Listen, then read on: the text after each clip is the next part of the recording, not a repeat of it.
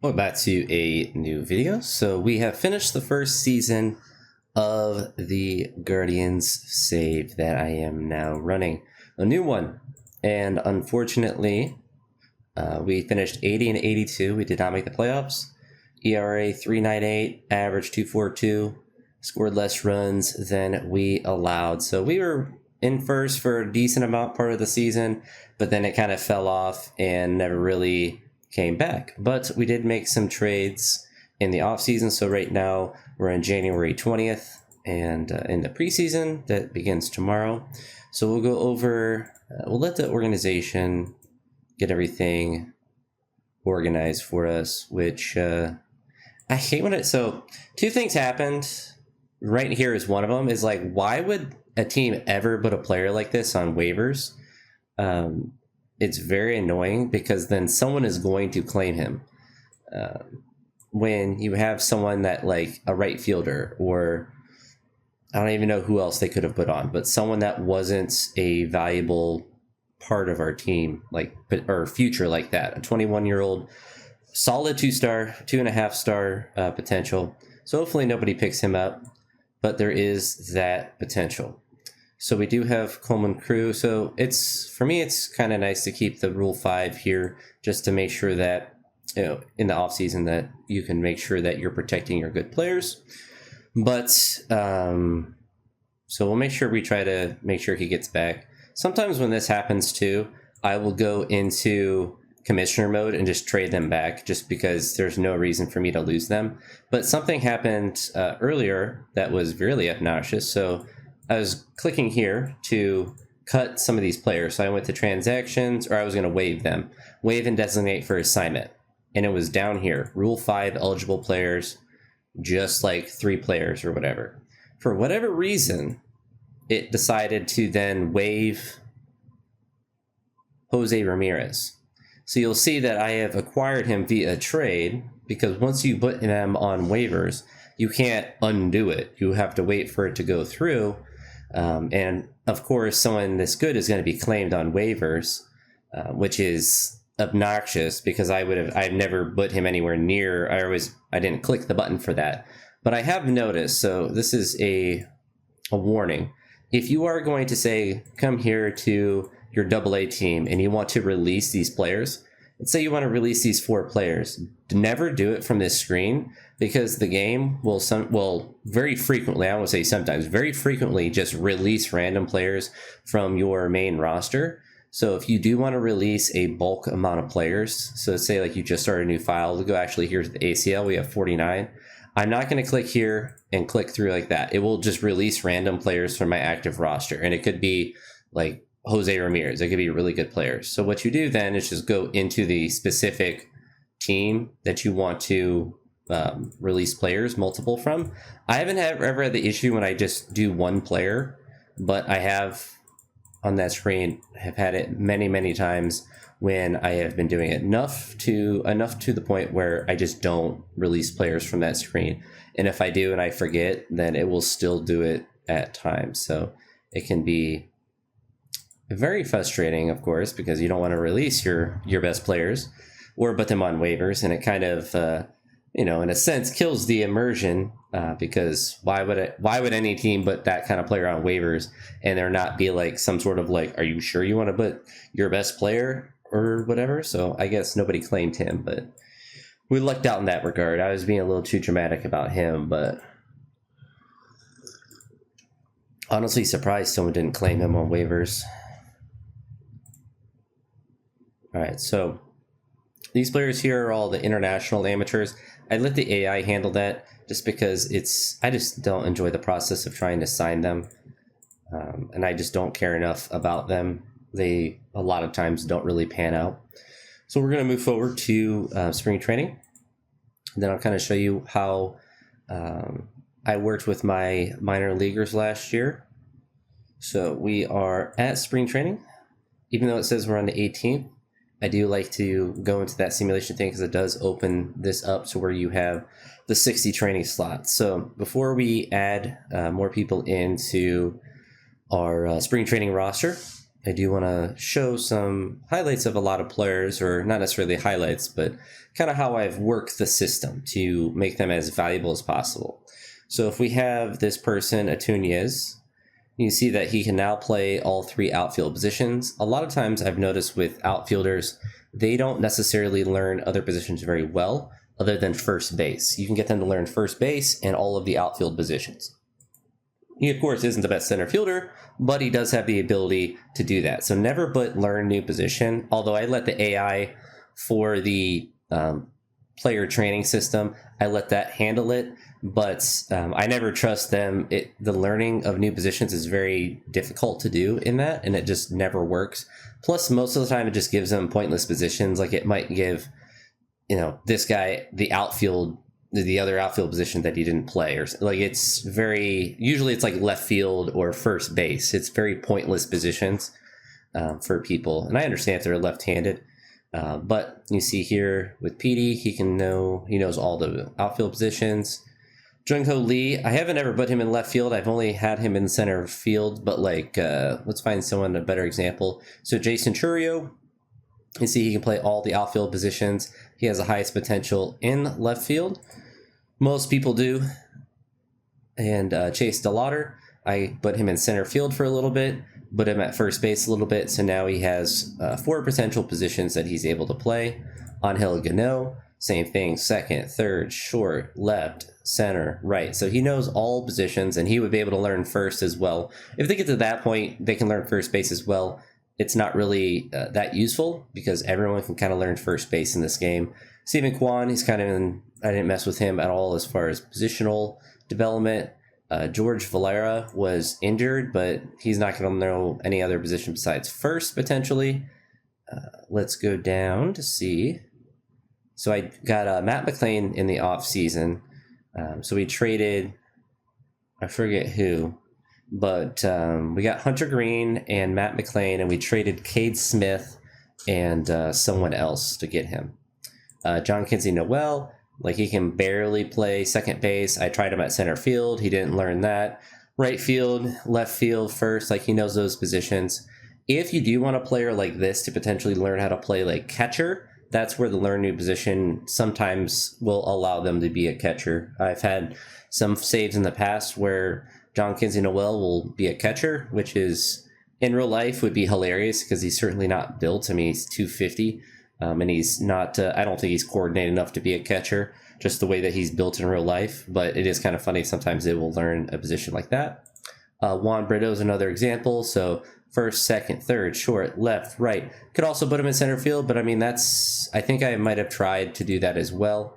It doesn't show that for past fielding. Oh, no, it does. So he actually hasn't played center field at all. It doesn't look like. No, but honestly, it's all right. As long as they've tried the position, even if it's for an inning, it will pop up a rating for that position that they can do. Manzardo, I didn't try him at any other position, but he's just going to be our first baseman for the next few years. Pitching, I don't try to do anything similar to that. I haven't noticed any sort of difference if you put pitchers in the bullpen or not, but I just let them kind of manage themselves. But we do have Hunter Green now. Tanner Bybee. Reese Olson was put on waivers, which was interesting. So we actually claimed him on waivers, which was really nice because he wasn't expensive or anything, but he was injured at the time. And then we still have Jamie Berea, who played really well. Oh, no, we had someone else that played really well last year. I forget where he is now. We still have Ben Lively, but I mean, this is our spring training roster or rotation, which will have an extra person in it for that. So Brooks Lee, we're able to trade for. So, I mean, sometimes he develops, sometimes he won't, but we at least have him. Travis Pizzania are, in real life, the Guardians' best prospect, and he knows every position now besides catcher. So he, obviously, you can see, some of the ratings are quite low potential, but, there is that potential. And if you want to see if, for instance, he has a high potential at first and a high potential left field, you can kind of see what positions he should focus on, but he still has the ability to play other positions as well. So I do find that to be a useful thing. So instead of teaching positions, especially middle infielders, they have a tendency to be able to know every position. CJ Kufis, however you say his name. I got him left and right field and first base. He wasn't able to learn center field, I don't think. But usually when I like to do the spring training roster myself, because what I find is that if I don't just add the players myself, it will just mess up the 40-man roster and just waive people that shouldn't be waived. So we do actually have some pretty decent development. We did hire some, and Wilbin and Francisca, similar thing. Got him to learn all the positions: second, third, first, or not first, but second, third, short, left, right, center, all of that stuff. So you can see I actually has decent potential for center field. So it does give us a lot of flexibility in that regard once Jung Ho Lee starts to regress. And we just look here for high potential players just to throw in our spring training roster. It doesn't really matter that much. I haven't noticed any sort of major difference, but just to make sure that, we just throw some of those players on there. We have 2 extra, so we'll take off that, throw the pitchers in. So now our spring training roster is filled. One thing that can also be useful as well is just to kind of glance at the free agency to see if there are any players that are potentially useful. So unfortunately, Rafael Iglesias, he's 36, 4-star potential. He's out for 6 months, so he's not really that useful. Sometimes you have a player like that will sit in free agency, which kind of stinks for them. But sometimes when you scroll down, you'll find random players that are good prospects. It would be an example would be someone like this, but he doesn't have 2.5-star potential, which if they have less than that, I don't typically sign them as a free agent if they're just sitting out there. It kind of stinks. 6 months, we're in February, so March, April, May, June, July, August. So really it's like you're getting someone potentially back in August, so we have the money for it, so we might as well just throw him a contract, let him sit on the IL, and potentially for a playoff run, we have someone that's a solid reliever. If he doesn't want to sign or if he wants to negotiate, then it's really his problem, not mine, because he has a bum elbow. So then what we kind of have to do now is waive someone from the active roster. So then we are not going to waive any of these players. We're going to look for 2-star fella. I don't really want to waive him. Can we put him on the injured list? Okay, we can actually do that. Perfect. We don't actually have to put him on the roster. That's all I was going to do anyway, was get him onto the 40-man and then put him on the 60-day, which takes him off the 40-man anyways, which is, I think, why you can put that on there. So Nick Enright actually got more endurance. That's interesting. Endurance training almost never works, but I don't really need him to be a starter. I think we have enough for now, but I guess extra stamina is not going to be bad for him. But yeah, I leave the training at the maximum capacity and let the AI handle that. I feel like that's the most fair way. It also just makes, going through the game a little bit faster. You're not just clicking through it, because like some people will learn a little bit, but a lot of people just don't. And it's not worth it. But like in real life, people are going to be training in the off season. So I don't mind just having it kind of being in a crapshoot in a sense, to where it's like, yeah, you might get someone that might learn something at some point, but just let the AI kind of do its deal, run its thing. And so now, because I have manipulated the spring training roster myself instead of letting the AI do it, I can now go through and take people off the roster myself without the AI messing up the roster. So some of the automation is useful, but sometimes it does a really terrible job and will mess things up pretty horrendously for your team, such as randomly releasing like a Jose Ramirez when clearly he wouldn't be someone that you would want to release. So we're gonna go ahead and claim him. Kind of have a good problem as a team, to where I have a lot of people that I want to have, or at least I have a full roster, and so now you're just kind of plucking at the edges. I said that really weird, but you're plucking at the edges to just try to make it a little bit better. And so what we want to do now is we sort by overall. And this, after I get these guys off the roster, because they're just spring training peeps.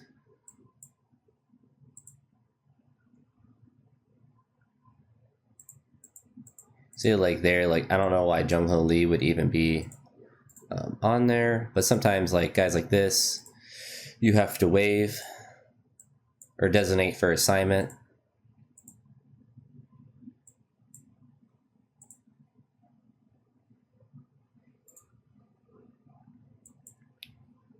Go ahead and waive him.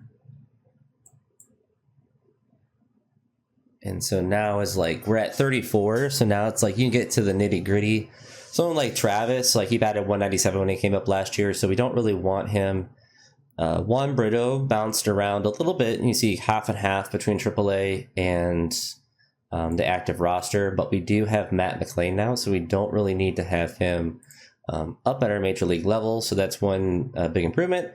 And then obviously you can look and see how many extra pitchers we have and try to figure out, who we need to drop down.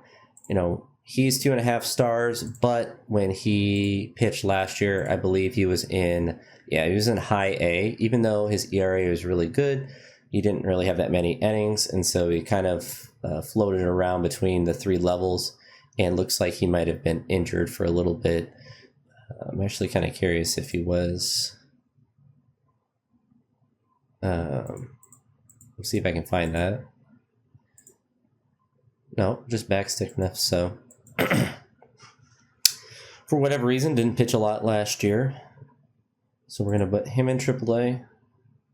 And then he pitched really well last year. He actually was a starting pitcher for us, I believe, for a good amount of the year. Yeah, he had 16 starts. This is 9-0. It's kind of a crazy overachieving for someone like that. But we have a ton of good bullpen arms. So we traded Cade Smith, but we do have Griffin Jacks that is there as our long reliever. We have Mr. Steroid Head as one of our bullpen guys. Nick Enright pitched well last year. We don't really need him. Matt Brash, Joe Jimenez. And so a lot of these trades we were able to pull off during the year in hopes to making our roster a little bit better as far as our bullpen. But it just didn't work out. And then we have Franco Alaman, who just does not need to be on the major league roster. Same with Joey Cantillo. He's just not really popping off at the top level. And when we have a lot of people that are, then not that Jamie Berea is someone that we could definitely drop down if we need to. And then we can look at a lot of guys that are performing quite well or had performed quite well. So then if we're looking up here, we don't need to have 3 catchers. So we have Diego Gartaya, and then we have Cooper Ingle, who's a left-handed. So these are both left-handed catchers, but he has some major league experience. He only batted 120, but we're going to drop him off. I always want to trade John Kinsey Noel because he never really develops that well. You see last year only batted 117 in his time that he was up at the majors. And we need to get rid of 2 more players off our roster. So we will definitely drop him down, but he doesn't really fetch too much. So we'll try to trade him here and see if he does fetch any value. I always feel like a team would want to throw a decent trade at him, because I feel like he does have some value. We can get a reliever. It's we just don't really have anything of particular value that we're getting back. We can look at a prospect package. So the Blue Jays give us that. And honestly, they're not good prospects, but we can discuss it and maybe get a 2.5 star thrown on top of that. So we can look at someone like this and see if there's any sort of random guy. So Connor Whitaker, he's someone that we can throw in. So this is where you can kind of build your minor league team out a little bit, is you just look for players you don't really want. So maybe it is someone like Aiden Major. He has decent potential still, but you say up here he's 25, pitched 7.76 ERA in AA last year. And so we can throw him in because we're getting someone that's about the same age, about the same potential, and a little bit more stamina. I don't know, he has more stamina, but you know, you just make lateral moves like that sometimes, but I'm good with this trade right here. You get a bunch of minor league players, some that have some decent potential. And so then we're at 27, so we need to drop off one more player. So interestingly enough, I feel like that will change. All right, so Stephen Kwan is playing George Valeria. He hit well in AAA last year, but only in 9 games because he was injured. We have Chase DeLauder, who I do want to I want him to be able to play. CJ Kufis, he can play first base as well, so I don't necessarily want him to be the everyday right fielder. We do have Angel Martinez. I don't know where Jung-Ho Lee is. I feel like he might be injured. So let's see, injured list.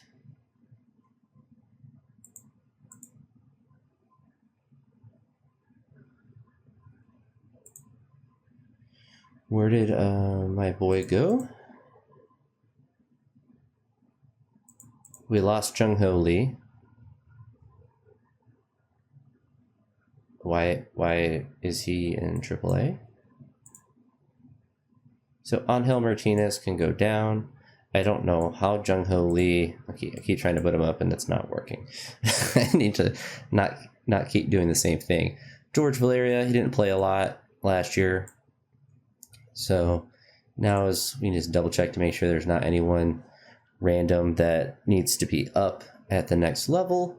I feel like this team is pretty decent. We can take him off the short list. And yeah, no one that's really there. And so now that we have our active roster all squared away, we can give them that little refresh in the minor league to get everyone kind of split up to how it thinks. It will adjust it automatically itself as the season goes, which is nice. I can adjust the roster as well. What I like to do is just let the manager do it just to get an eyeball of it. And then we have Chase DeLauder that is, for whatever reason, not playing. Gabriel Arias is interesting that they want him at second base. I guess he has good skill that's there. Matt McLean, I feel like, is good as well. So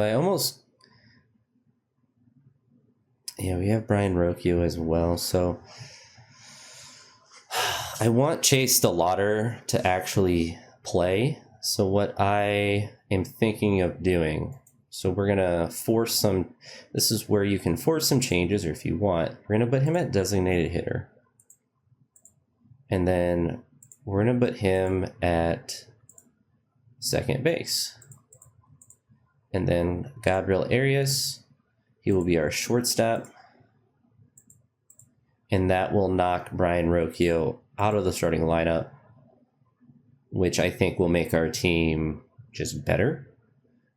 So now we have Matt McLean still up there, drops down a little bit. So they have it set up by sabermetrics. That's why both the lineups aren't there. But sometimes you do need to kind of manipulate things, because I much rather, he batted 225 last year. So, I mean, he's certainly someone that we benefit from having on our main roster, but not someone that we're bent on having to play at shortstop just because he is a good defensive player. That's true in real life too. He stinks at hitting, but he's really good defensively, and it's just not worth it to keep it. we could claim Tyler Freeman back if we wanted, but he always sits right here with 50 contact with that 70 contact potential. Always gets you excited, but never really develops. He is kind of a useful utility player. He's someone that can learn every position, but not much you can do about him not developing his hitting enough. All right, so we have to find the person that, I believe it was CJ. So if you don't see that little asterisk, it means they're not on the 40-man. So I believe everyone else is. There we go. All right, I'm kind of glad we didn't get him because I don't really have a spot to put him. And he would just be sitting in AAA, not AA. I really can't speak much today, but we have both these guys to throw into.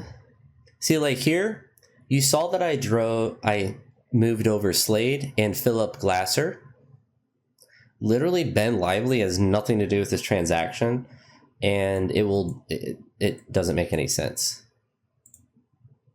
So here, and this is also a glitch too, so I waived and designated him for assignment. He has 0 days left and won't let me put him on there because it says he has a 40-man contract or whatever. So I don't understand that sort of thing. He's from Talmadge, Ohio. It's right near where I grew up from. It's really interesting. He's only 6 years 6 years younger than me too. Huh.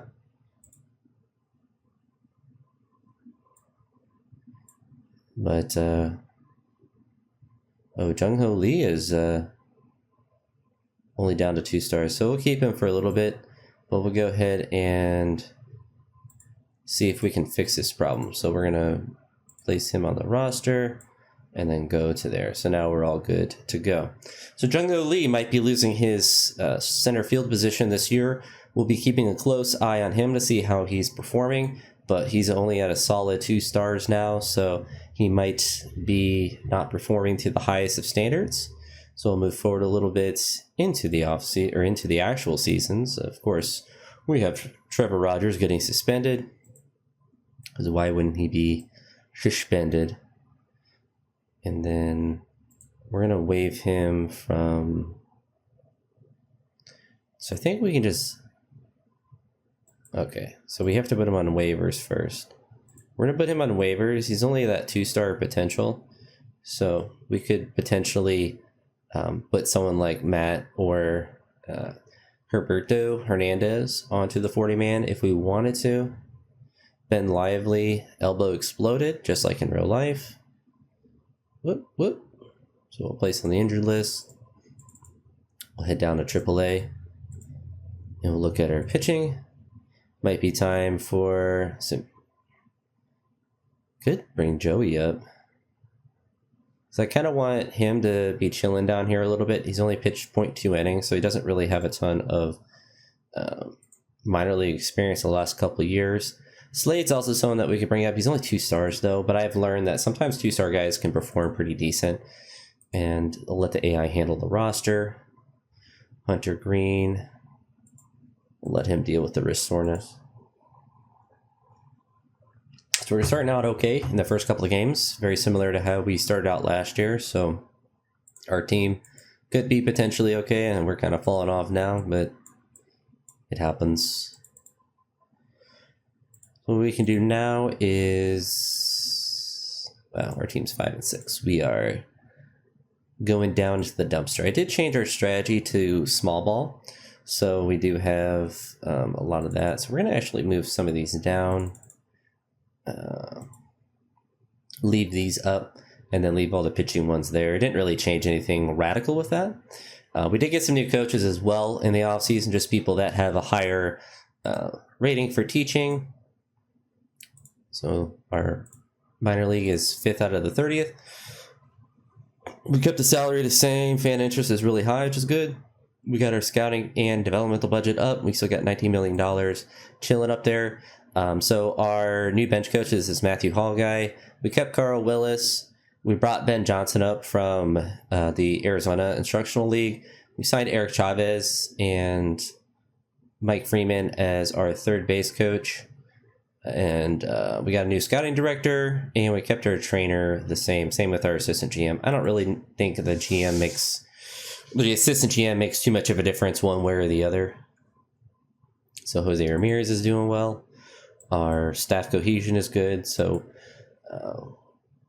we'll go for about another minute and see if we can maintain our little bit of a lead. We're only about 500 right now.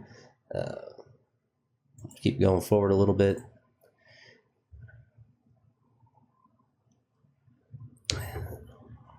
So we're kind of chilling in first, not by a ton. But we'll look at our team, see if there's anyone that's getting exploded as far as pitching goes. So he's had 6 starts with a 7.5 ERA. That's pretty horrendous. So he's someone that we're going to keep our eye on. Really, all our pitching is pitching horrendously. So it's hard to really make that much of a radical adjustment to that sort of thing.